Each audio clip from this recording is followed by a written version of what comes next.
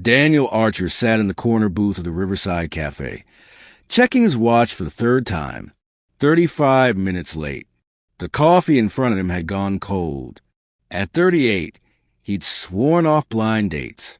But his sister Rachel had been persistent. She's different, Danny. A nurse at the hospital. Kind, genuine. Just meet her once. The waiter approached with sympathy in his eyes. Another coffee, sir? No, thank you. Daniel said quietly, I think I'm done here. He reached for his wallet when he heard small footsteps. A little girl, no more than 5, appeared beside his table. She had blonde hair pulled into a ponytail with a red bow, wearing a soft pink dress. Her eyes were wide and uncertain. Excuse me, she said in a voice barely above a whisper. Are you Daniel? He blinked in surprise. Yes, I am. Who are you, sweetheart? I'm Sophie, she said, fidgeting with her hands. My mommy's sorry she's late. Daniel looked around the cafe, confused. Your mommy? Is she here? Sophie climbed onto the seat across from him, without invitation. She's coming. She had to park the car. She told me to find the nice man with dark hair in the white shirt by the window. That's you, right? Daniel felt his irritation dissolve. That's me. Are you hungry?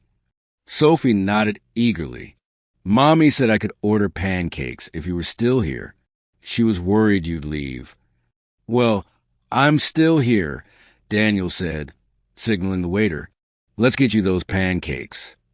As Sophie studied the menu with intense concentration, Daniel noticed her hands trembling slightly.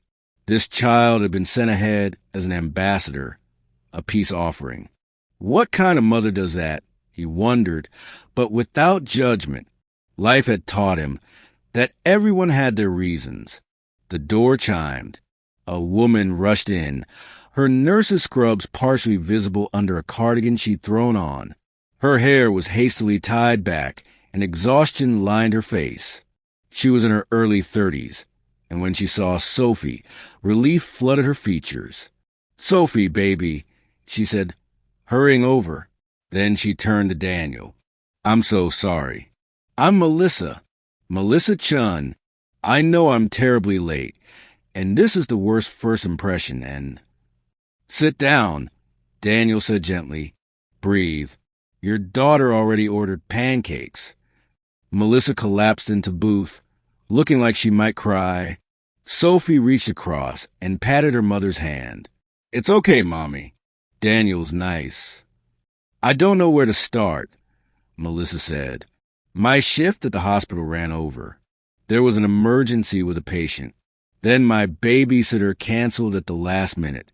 I had no one to watch Sophie, and I couldn't reach you because I don't have your number, only Rachel's, and she's not answering her phone. Daniel raised his hand to stop her. It's okay. Really, these things happen. I should have canceled, Melissa continued. But I've canceled so many times before. On other people, other chances. And Rachel said you were someone worth meeting, and I just thought maybe if I hurried. Mommy, Sophie interrupted. He said it's okay. The waiter brought orange juice for Sophie and fresh coffee for the adults. As Sophie dug into her pancakes with pure joy, Melissa finally met Daniel's eyes. I'm a mess, she admitted. Single mom, nurse working double shifts, no family nearby. This isn't glamorous. This is my life. Daniel stirred his coffee slowly. My life isn't glamorous either. I'm an architect who spends most evenings alone with blueprints and a microwave dinner. I haven't been on a date in 2 years because I got tired of pretending to be someone I'm not. Something shifted between them. A recognition. Rachel said you were honest, Melissa said softly. Rachel talks too much, Daniel replied, but he smiled. Sophie looked up from her pancakes, a blueberry stain on her chin. Do you like drawing? Mommy says architects draw buildings. I do, Daniel said. Do you like drawing? Sophie nodded enthusiastically. I draw princesses and dragons. Mommy puts them on the refrigerator. That's the best place for art, Daniel said seriously. They talked while Sophie ate. Melissa explained how she'd moved to the city 3 years ago after her divorce. How Sophie's father had wanted the freedom of his 20s back, not the responsibility of fatherhood. How she rebuilt her life one shift at a time, one day at a time. Daniel shared his own story. How he'd focused so hard on his career that he'd forgotten to build a life. How his last relationship ended because she wanted someone more exciting, more spontaneous. How he'd made peace with quiet evenings, but sometimes felt the weight of an empty apartment. Mommy cries sometimes at night, Sophie said suddenly, with the brutal honesty of children, but she tries to be quiet.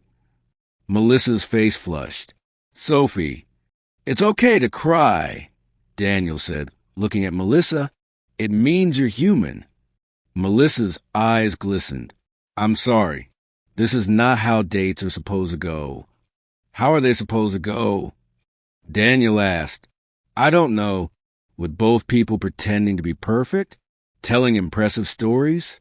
Not bringing your 5-year-old daughter?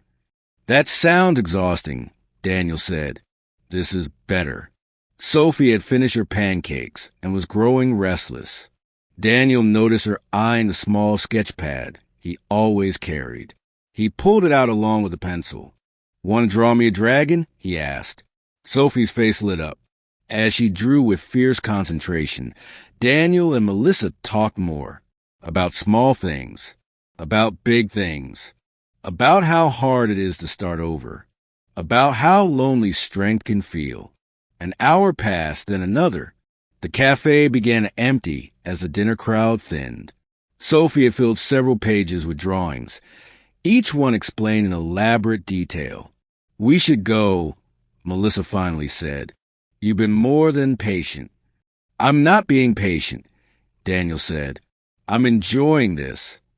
As they prepared to leave, Sophie tugged on Daniel's sleeve. Will we see you again?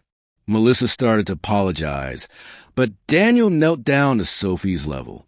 Would you like to? He asked. Sophie nodded firmly. Yes. You listened good, and you didn't laugh at my dragon with 7 heads. 7 heads makes perfect sense for a dragon, Daniel said seriously. Then he looked up at Melissa. How about next Saturday? There's a park with ducks. Sophie could bring bread, if that's okay with your mom.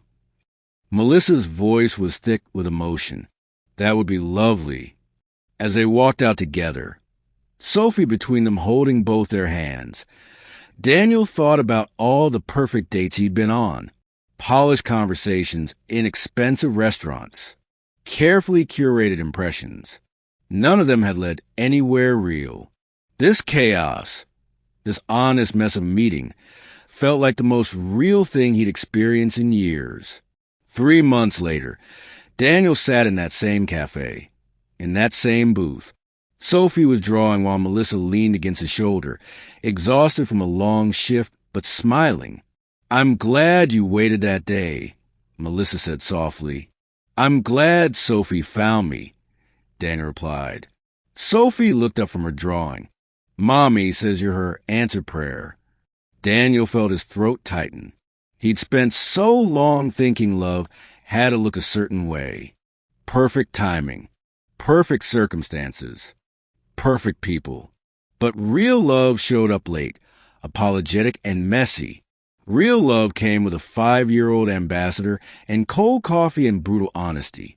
Real love was choosing to stay when everything said to leave. Your mommy's pretty smart, Daniel said, ruffling.